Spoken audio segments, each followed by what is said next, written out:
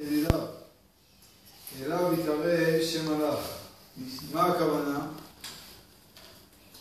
הרי בא יעקב אבינו, מה הוא אומר? אומר יעקב אבינו, המלאך הגואל אותי מכל רע. תגיד יעקב, המלאך גאל אותך מכל רע? אחר הקדוש ברוך הוא גואל את האדם, לא מלאך. טוב, האמת היא, רש"י אומר, מלאך הרגיל להשתלח אליי בצרתי. כעניין שנאמר, ויאמר אליי מלאך האלוהים בחלום יעקב. אנוכי האל ביתנו.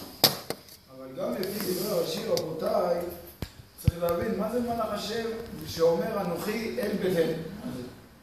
ככה המלאך אומר על עצמו. מה הפירוש מלאך בעניין הזה? אומר הרב, המלאך הגואל וכולי, אומר רבנו חיים בן עטר, פירוש מאמר השם אשר יצב השם את ידידיו. מה הפירוש? מאמר השם אשר יצב השם את ידידיו, זאת אומרת הדיבור של השם, הציווי של השם, ממרה דעה השם. הדיבור, הציווי של השם, זה נקרא מלאך. זה בסוד מה שכתוב, שכל דיבור ודיבור שיצא מפי הקדוש ברוך הוא נברא ממנו מלאך. אז באמת זה שליח של השם, אבל מה זה שליח של השם? זה שליח של דבר השם. ולכן, הוא אומר אשר יצב השם את ידידיו, כמו שכתוב, יצב השם איתך את הברכה באסמך. כמו פרשת שבוע. יש שואלים, מה זה יצב השם איתך את הברכה באסמך? למה לא כתוב יצב השם איתך את הברכה? למה צריך להיות כתוב יצב השם איתך את הברכה באסמך? למה יצב השם איתך את הברכה? סמך זה הסם, זה כמו מוסר. אלא מסבירים יצב השם איתך את הברכה באסמך, הכוונה האדם שרוצה שיהיה לו ברכה מאת השם, נס מהשם, הוא צריך שיהיה לו אסם. אסם הכוונה שיהיה לו כלי. הוא צריך שיהיה לו כלי. ככה אומר הזוהר הקדוש, פרשת לך לך. אומר הזוהר הקדוש שהרי אלישע הנביא מתי שהוא בירך את אשת עובדיה, הוא אמר לה תכין לי כלים, תשאי לי כלים מכל שכנייך. ואז היא השילה וכולי וכולי וכולי. ואז התרבה השם. ברגע שפסקו הכלים, פסק השם. התז כותב בהלכות חנוכה, בסימן תר"ע, סעיף קטן א'. אומר התז, הרי יש את השאלה המפורסמת של מרן בית יוסף. למה עושים 8 ימי חנוכה? הרי הפך שמן שמצאו, ליום אחד הוא הספיק. אז זה 7 ימים, לא 8 ימים. אז בית יוסף מתרץ 3 תירוצים. התז דוחה את כל הג' תירוצים. והוא מתרץ תירוץ אחר. על השאלה הזאת רבותיי יש המון תירוצים. כן? יש ספר שפעם אחת מישהו השאיל לי אותו, 500 תירוצים, ליקוט מספרים, 500 תירוצים על הקושייה הזאת של בית יוסף. כן, זה רק מה שהוא ליקט. למה 8 ימים? למה עושים 8 ימים? הרי לכאורה הפרשנות מספיק ליום אחד. רבנו התז מה מתרץ? הוא מתרץ תירוץ נפלא מאוד על פי זה. מי זה התז? אומר, תורי זהר, רבי דוד סגל, אחד מהנושאי כלים המפורסמים של השולחן ערוך. הוא מתרץ ככה, אומר שתדע לך שהזוהר הקדוש אומר שהנס לא חל על דבר ריק. בשביל שהנס יחול, הוא צריך לחול על משהו ממשי. הוא צריך לחול על טבע. ולכן הפך שמן שנמצא. אז ככה, ביום הראשון דלק מהשמן רק 1/8. ושאר שעות היממה זה היה נס. ביום השני עוד 1/8 שמן טבעי, ושאר שעות היממה זה היה נס. ביום השלישי עוד 1/8, ושאר שעות היממה זה היה נס. והוא אומר ככה, הפך שמן הטבעי שנמצא, התחלק בעצם ל8 חלקים, 8 שמיניות, ולכן כל יום היה שם נס. וגם ביום הראשון היה נס. כי במקום שהתלה כל הפח, דלק ממנו רק 1/8, ושאר השעות זה היה נס. וזה בעצם היסוד הזה. גם החינוך כותב, שהרי גם בעצי המאכל, גם באש על המזבח, אז כתוב שהייתה אש יורדת מהשמיים. אבל, אז למה היו מדליקים אש ויצאה מערכה? הוא אומר בשביל שיהיה אש טבעית ועליה תחול האש הרוחנית. זאת אומרת, מצווה להביא מן היוס, צריך שיהיה גם מלמעלה. לכן, ממילא, זה יסוד. יצב השם מתיך את הברכה ואשמך. זאת אומרת, אתה צריך שיהיה לך אסם, שיהיה לך השתדלות. היה רבותיי מעשה, היה פעם אחת יהודי קשה יום. אז כן, יהודי בן 50 ומשהו, ואשתו חולה במחלה קשה. ויש לו ילדים רכים בבית. והוא היה מטפל באשתו ובילדים. ובקושי רב, על ידי העבודה שלו, היה חוסך פרוטה לפרוטה, והיה מצליח לפרנס את בני ביתו בתוך הקרב. לצערנו הרב הרגיש לו טוב, לקחו אותו לבית חולים, ודיווחו לו שיש לו גם כן מחלה קשה. ומהיום הוא כבר לא יוכל לעבוד. עבר שבוע, שבועיים, כבר כל הכסף נגמר, וביתו הגיע כבר לפרקה. התחל להתחתן, ורק מתחיל לצבור חובות. מה יעשה? הלך לאחד מהצדיקים הגדולים ביותר. צדיק יסוד עולם, שידוע שתפילותיו אינם שבות ריקם. מלובן, מלומד בניסים. הגיע אליי והתחיל לבכות, אמר לו, תשמע כבוד הרב, אשתי חולה בכזאת וכזאת מחלה, כבר עבר הרבה זמן, והילדים, ואני הייתי מפרנס יחידי, ולצערי הרב גם אני כבר חולה במחלה, ואסור לי לעבוד, ולא יודע מה לעשות, ורק החובות מתחילים להצטבר, ויש לי בת שאני. בקיצור, הצדיק התחיל לבכות איתו ביחד, אמר לו, תשמע, אני מברך אותך, שאתה תזכה בגורל, תזכה בפיס. ובעזרת השם, לפחות מהפן הכלכלי, לא יהיה לך יותר שום חוסר. הוא אומר, הנאמן, הלך, סיפר לאשתו, שמחו, אז יופי הצדיק ברך אותנו, ושבוע לאחר מכן הוא חזר לצדיק. חזר לצדיק, הצדיק מסתכל עליו, אומר לו, נו, אומר לו, מה אני אגיד לך כבוד הרב, לא דובים ולא יער, לא זכיתי. והחובות רק מתרבים, והתחיל לבכות. למה? אמר לו, אני מברך אותך שאתה תזכה בפיס, בהגרלה הבאה אתה תזכה, הנאמן. אותו צדיק באמת הקדיש תפילות וייחודים וכו'. הגיע אליו לאחר שבועיים, הפנים שלו נפולות, החובות מתרבים, המצב נעשה יותר גרוע. אמר לו, מה קרה לי? לחס ושלום, חטאתי באיזה חטא ואני לא יודע. עשה היום תענית, עשה שאלת חלום. אמר, ריבונו של עולם, מה, אולי אני יודיע לי מה אני צריך לתקן, למה התפילות שלי לא מתקבלות? נו לו מהשמיים תדע לך שהתפילות שלך מקובלות, והתפילה שלך ברגע שהתפללת בפעם הראשונה התקבלה בשמיים וכיבדו אותה בשמיים.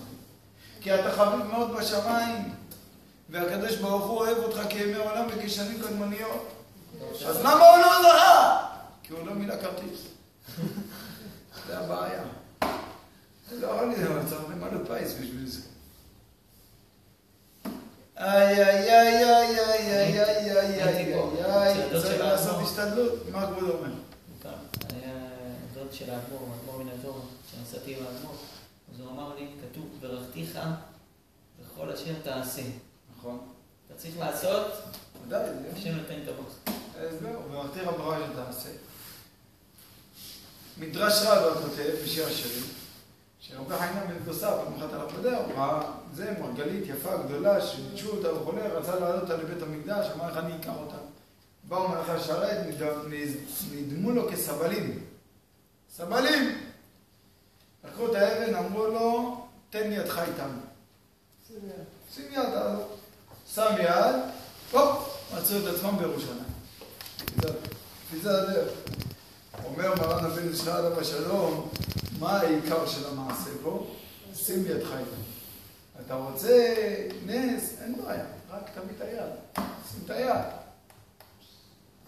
ורבותיי, לגבי העניין הזה, ונכון, ההשתדלות יכולה להיות לפעמים בלימוד התורה. רבי ישראל סנטר אמר, אדם מתחזק בלימוד תורה, זה גם מספיק השתדלות.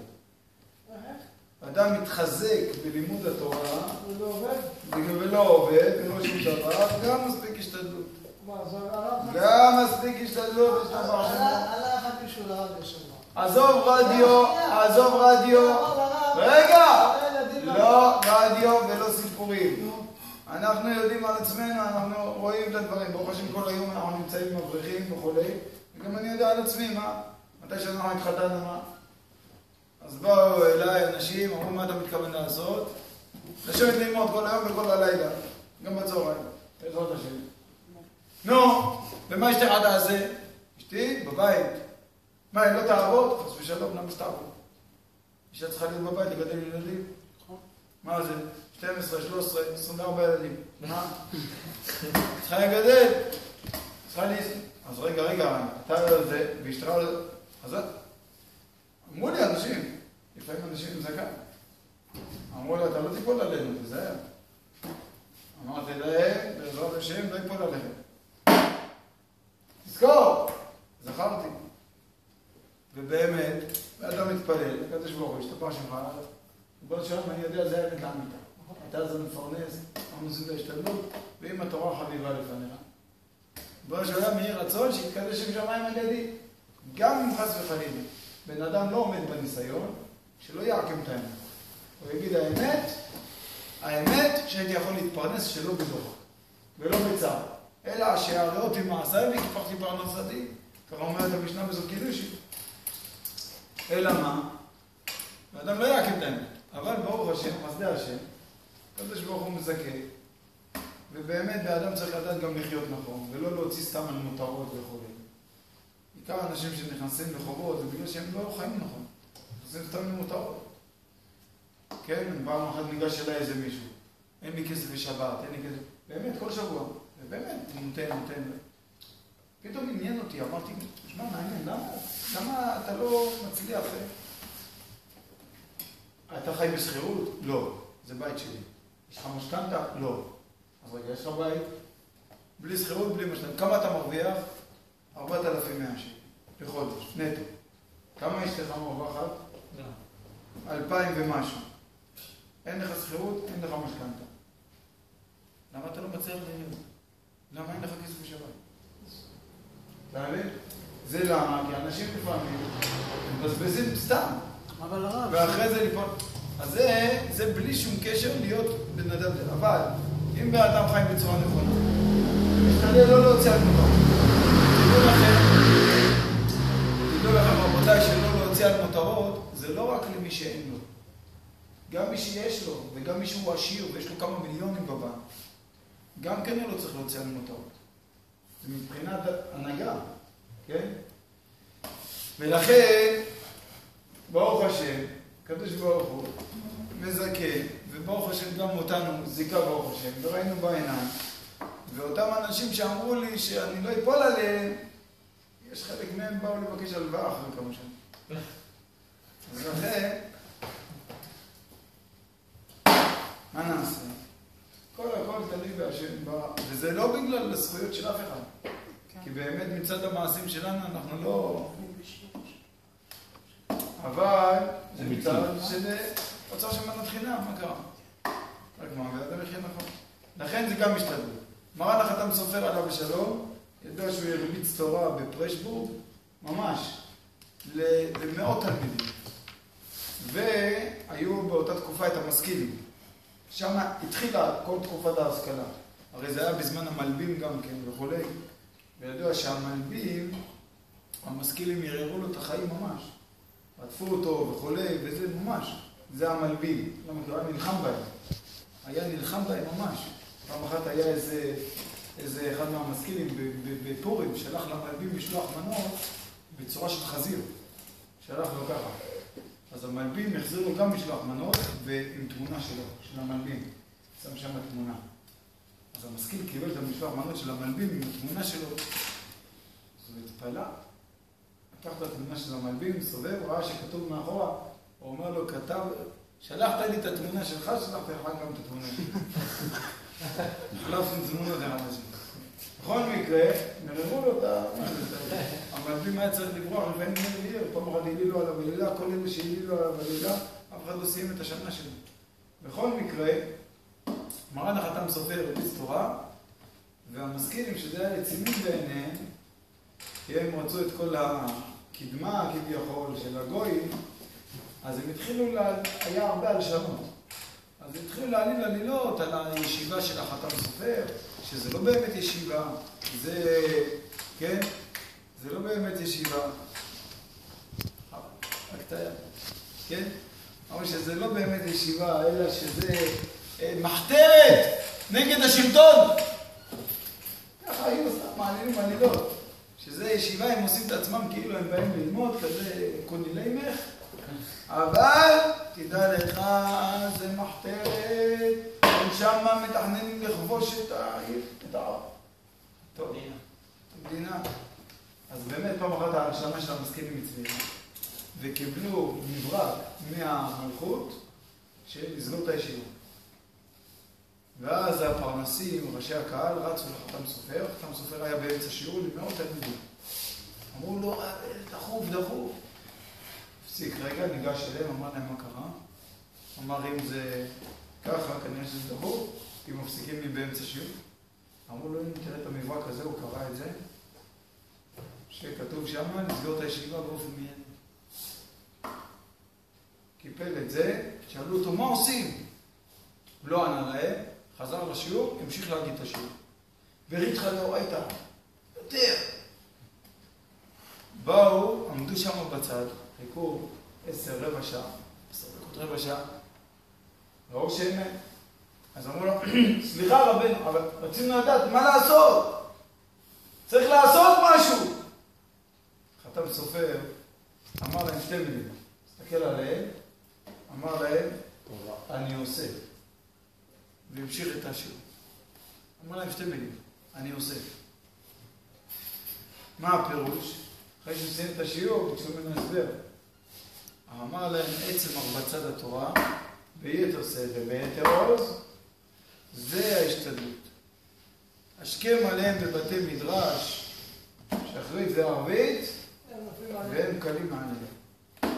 וזה רבותיי הדרך. וגם רבנו חיים בן עטר כותב מפורש, אם אין קמח, אין תורה. אם אתה רואה שאין לך קמח בבית, זאת אומרת שחסר לך בתורה. אם אין קמח, זה אומר שאין תורה. איי איי איי איי איי איי איי איי איי איי. הוא אמר לרב יש לי 8 ילדים. בא הרב אמר לי לשבת בישיבה כל יום ללמוד. הרב אמר לי תביא אוכל לילדים מהישיבה שלך בלימוד. בכל יום תשב בכולל. הרבנים האלה רק מציעים. טוב, בכל מקרה, הרב, יש לי... היום לצערנו הרב, היום בזמננו בעוונותינו הערבים. גם באדם שרוצה לעבוד, הוא לא יכול למצוא עבודה שהוא יכול לשמור על עצמו כמו שצריך. אם לאדם, אני יודע מה אומר. נכון, יש בספר בראשית את המדרש המפורסם שהשמש והירח רבו ביניהם מי צריך להיות יותר גדול. כן, הלאה. זה קרה ברצינות, הדבר הזה? בשיא הרצינות. המורה שלי בבית ספר... אז אני מסביר דבר כזה, עוד הפעם. כתוב שהירח כתרגה בחולה, כתרוג הלבנה. ושתי המאורות הגידולים, נכון? כן. אמרה מסלת חולים בדף סמך עמוד א'. והקדוש ברוך הוא אמר לה, לכי מעטי את עצמך. יש בזה סודות. רזים דרזים. אבל גם ברובד הפשטי, צריך להבין שהשמש והירח בתחילה נבראו שניהם גדולים, אותו מידה, אותו אור. ורק לאחר מכן הלבנה הלכה ונטמעתה. עכשיו, זה גם ברובד הפשטי. אף על פי שיש בזה רזים דרזים. בעץ חיים, לרבנו הארי, אז יש רבותיי שער שלם בעץ חיים, זה שער ל"ו, שער מיעוט הירח. ששם הוא מסביר סודות נפלאים בעולם האצילות בעניין הזה. אבל לגבי המורה שלך, החמור. המורה. מורה או מורה? מורה. מורה. למה אתה לא, מתקן? אני שמעתי גמורה. אתה שומע, שמעת מורה, תבדוק את עצמך. אתה יודע כמה אני... רגע! אתה יודע כמה אני... רגע! לגבי המורה, שמה הוא אמר שקשה לו להאמין בזה וכו'. לא רק זו, היא קוראת כל הזמן, אני מתווכח איתו כל לא, הזמן. לא נורא, בסדר, שמרחם עליו. אבל תראה לו את הספר המהפך. המהפך? של הרב זמיר כהן. ויש לו שם מאמר נפלא מאוד, יפהפה, שהוא מוכיח שם, מבחינה מדעית, שטוב מה אני אומר לך, מבחינה מדעית שהלבנה, רואים את זה על פי טבע, כן? איך כמה שהשנים היא הולכת ונחשכת וכו'. זאת אומרת, יש בזה בחינה שאם עושים חשבון של השנים וכו' וכו', הוא מביא שהחוקרים בעצמם הגיעו למסקנה שבתחילה הלבנה הייתה מהירה כמו השמש. יתרה מזאת, הוא מביא שם ממצאים מדעיים, שהוא מראים באדמה שיש בירח, באדמה שיש שם סימנים של לבה. אתה שומע מה אני אומר? סימנים של לבה. לבה זה אש. זאת אומרת, רואים שם מכתשים. ממש. באופן שברור כשמש בצהריים, גם על פי טבע, שהלבנה היא הייתה כמו השמש. ולאחר מכן התחילה להיחשב. ואיך הוא גם לא מאמין בזה שמשה היה 5,000 מטר? 5,000 מטר זה לא כתוב.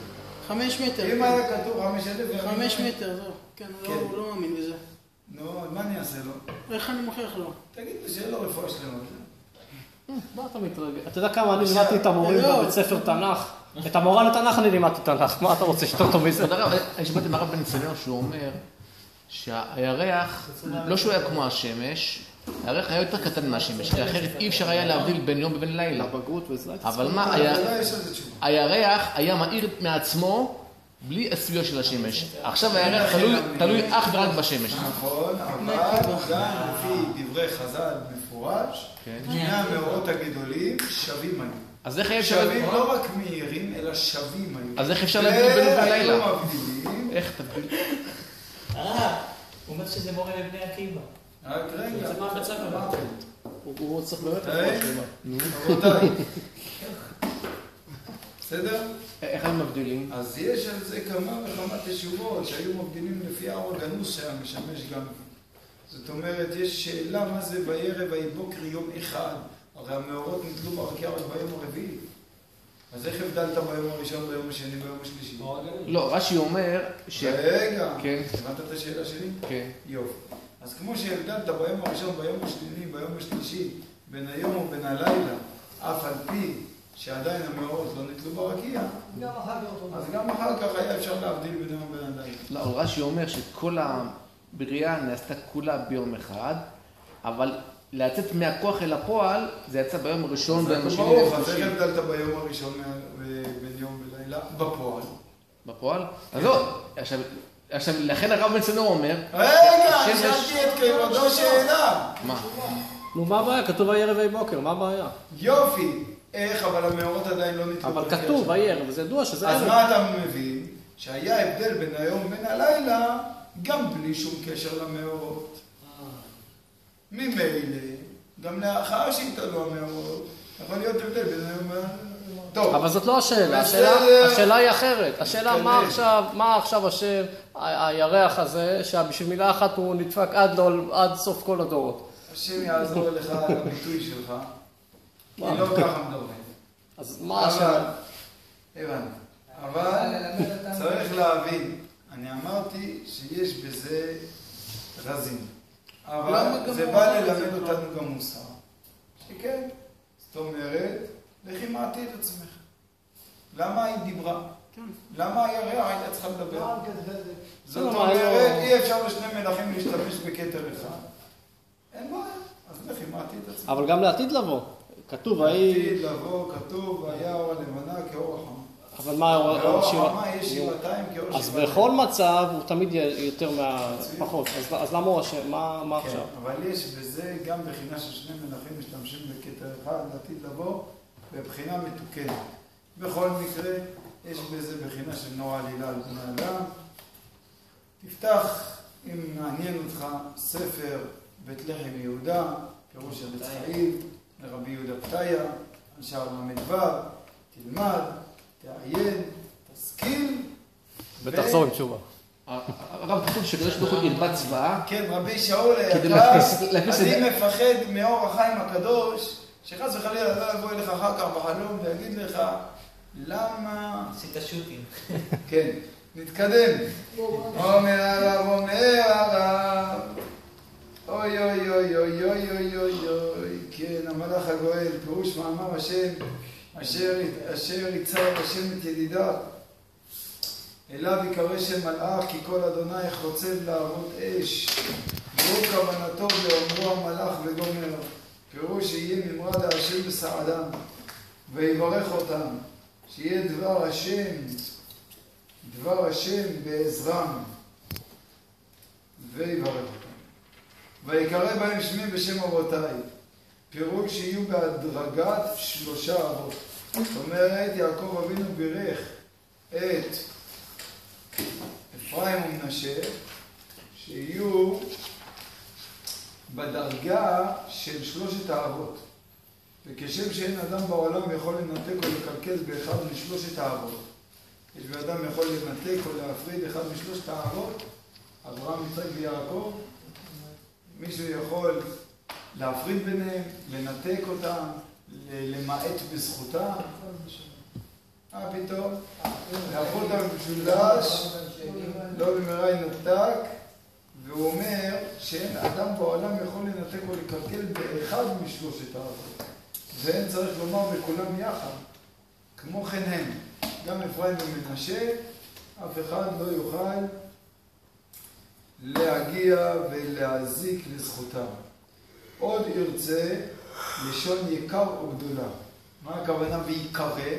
לשון יקר וגדולה. פירוש שיגיע באמצעותם יקר לשם אבות. יקרא בהם שמי ושם אבותיי. מה זה יקרא בהם שמי ושם אבותיי? הכוונה יתייקר בהם שמי ושם אבותיי. על ידי שהם יגדלו ויהיו כאלה צדיקים גדולים, יקרא בהם שמי ושם אבותיי. יתייקר בהם, אני ואבותיי מתכבד בהם, מתהדר בהם. זה בעצם באדם אומר לבנו, שתעשה לי נחת, שתעשה לי כבוד. בן אדם, כן, שיש לו בן, כמו שצריך, כמו רבי שאול. אז איך האבא הולך? כמו טווס. יש לי, איזה בן יש לי. כמו טווס הולך. נכון? אז זה בעצם עניין של יקרא בהם שמי. אני אתייקר בהם וגם שם אבותיי.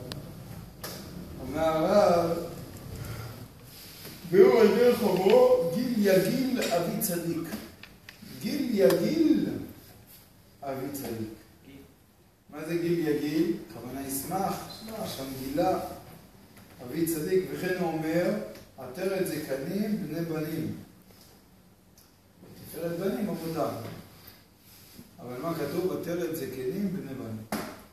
וזה יהיה באמצעות הכנתם העגונה בדרכם הישר, עד שיגיע יקר לאבות אבותם. וזה רבותיי באמצעות הכנתם העגונה. האדם זוכה על ידי שהוא הולך בדרך ישרה לכבד את ההורים שלו. וזה הכבוד האמיתי של כיבוד אביהם. הכבוד האמיתי של כיבוד אביהם זה מתי שהילד הולך בדרך השם, צדיק יסוד. היה הרבה הורים באים לראש הישיבה, באים לפה, באים לרב, נשמע, הבן שחזר בתשובה, הוא לא מכבד אותי. למה הוא לא מכבד אתכם? מה הוא עושה? הוא חס וחלילה מתחצף? לא, לא, בסדר, הוא ילד טוב. אז מה יש? הוא לא עושה כלים, הוא עושה ספונג'ה, הוא לא הולך זה, הוא לא עושה פה, לא עושה שם. אני בניתי מחסן, הוא לא עזר לי לבנות, אני הולך. סליחה. אתה רוצה כבוד אמיתי או כבוד מזויף? כבוד אמיתי, תסייע לבן שלך ללמוד תורה כמה שיותר. שילמד תורה, שיהיה תלמיד חכם, תקבל ככה צורה, ככה מזקן כזה, ככה, פנים, תלמיד חכם, שעוסק בתורה, בעומק, בים התלמוד, שט במים שאין להם סוף. זה יעשה לך כבוד אמיתי. אומר הזוהר הקדוש, פרשת יתרו. הבן הארי מביא את זה גם כן. כתוב, רבותיי, זכור את יום השבת לקדשו, כבד את אביך ואת אמך. הדיבר הרביעי בעשרת הדיברות, לשמור את יום השבת לקדשו. הדיבר החמישי זה כבד את אביך ואת אמך. אומר הזוהר הקדוש, זכור את יום השבת לקדשו בדברי תורה. ואז על ידי זה כבד את אביך ואת אמך, מפני שכל חידוש תורה שהבן מחדש בשבת, מעתרים את אבותיו, את האבא שלו בגן עדן, ובעולמות העליונים, קושרים לו כתרים ועטרות נפלאות של אורות נפלאים, ועל מה כל הכבוד על זה? על הבן הזה שהשארת בעולמך, שעושה חידושי תורה. זה דבר, רבותיי, לכן מרן, הבן איש חי עליו השלום. זכותו יגן עלינו, קודש הקודשים. הבן איש חי עליו השלום, הספר הראשון שהוא חיבר בחיים שלו. איך קראו לזה? טוב, היה האמת את הספרים רב ברכות, וכל היה עוד כמה ספרים בספר לך. אבל הספר הראשון שהבן איש חי חיבר, זהו שחי אחרי שאבא שלו נפטר, זה היה ספר שנקרא אדרת אליהו. למה הוא קרא לספר הזה אדרת אליהו? השם אבא שלו. בדיוק. זאת אומרת, אבא של הבן שלך קראו לו אליהו. ואז ברגע שאבא של הבן שלך נפטר, הבן שלך קיבל על עצמו לחבר פירוש על כל הפרשיות שבוע עם ההפטרות. וזה הספר הראשון שהבן שלך חיבר על החומש עם ההפטרות. וחידושים מתוקים ונפלאים מדבש ונופת סופים. ושם הוא קרא לספר הזה אדרת אליהו. למה? מכיוון שזה ספר שכל החידושי תורה האלה עושים אדרת לאליהו. אדרת אליהו, עטרה לאבא שלו. אדרת. הוא בעצמו היה תלמיד חכם. מי? אבא שלו. אבא של הבן שלו ודאי, הוא גם חיבר ספר. יש לו מדרש אליהו. היה תלמיד חכם, היה בעל צדקה נורא נוראות. ממש פלאים. איך? איך? ודאי, רבי אליהו חי. אותו שאלות מארץ ישראל. הוא שאל אותו שאלות, הוא היה ממונה על הדרשה, היה רבי משה חי, רבינו אליהו חי. רק מה, הוא נפטר צעיר? נפטר צעיר. נפטר בערך ב-52. אבא? כמניין יש לך ילד שלי, לא? הבן שלך הראשון נפטר בגיל 76. יש דעה 76, דעה 75, יש דעה 74. יש ספק בשנה שהבן שלך נולד. כן? יש דעה. לפי יש בזה מחלוקת. יש אומרים בתף קוף צדיק ד' או בתף קוף צדיק ה' או בתף קוף צדיק ו'. אבל אחד מהשלוש שנים עליו. עכשיו אם הוא נולד בתף קוף צדיק ד' אז הוא חי 76 שנים. אם בתף קוף צדיק ה' 75. אם בתף קוף צדיק ו' 74. זה הרבה מזמן. וגם מרן הבן איש חי הוא נפטר כביכול בטרם עת. למה? כי איך הבן שלך נפטר? הם הלכו לעשות השתתחות על הקבר של יחזקאל הנביא. ובבגדד היה חום אימים, שהיה שם סכנת התייבשות מאוד מאוד קלה. ובדרך חזרה נגמר להם המים. ומרן הבן איש חי התייבש. וזהו נפטר.